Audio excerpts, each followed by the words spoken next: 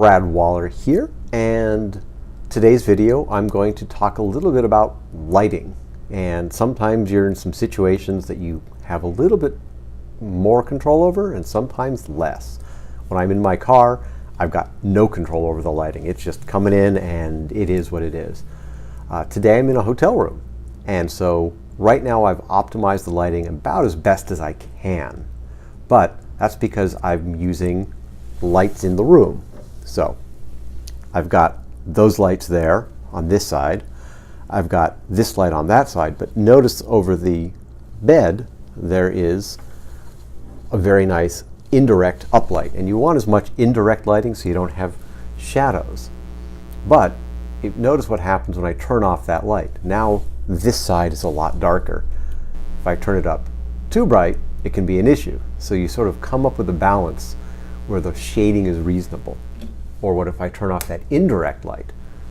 Now the light on this side, which is just as bright as the light on, actually now they're just as bright, but I'm closer to this one. So I'd have to turn the light down to here, not all the way off. You want to have some light coming up. You know, my eyes are deeper set, so I get a lot of shadows here. So you want to have something to balance out the shadows, look at the lighting, and see what you can get. So here's where I move this way a little bit, turn this up, and balance the lighting so I get it about where I need to be. But there are other places you can do it. So if I turn this light off, since I know what I'm about to show you, and I come over to the desk, I didn't want to have to hold the camera, but you can move around and I can experiment with how close I get to this light. Oop. And so basically now I am holding the phone up against the diffuse light here, and that way there's softer light, and I should probably turn that light off behind me for better light in this case. But you need some ambient light. You don't want too much contrast. If I turn off too many lights, you end up with something. Let's see, turn this guy off and then go over to this.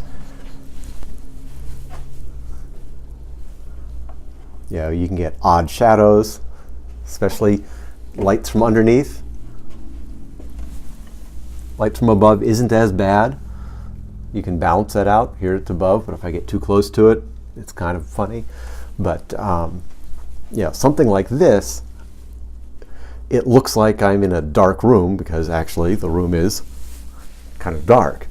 And you stand out a little bit too much. You want to have some contrast so people can see you, but when you have too much, it looks like you're basically standing in a dark room, and that's not really as pleasant. So that's a little quick, helpful tips when you are needing to take a video and try and figure out how to get your lighting to work. Oh, the other thing, no backlighting. Don't do backlighting. That just doesn't work. But that is it. Brad Waller from a hotel room, working on the lighting to see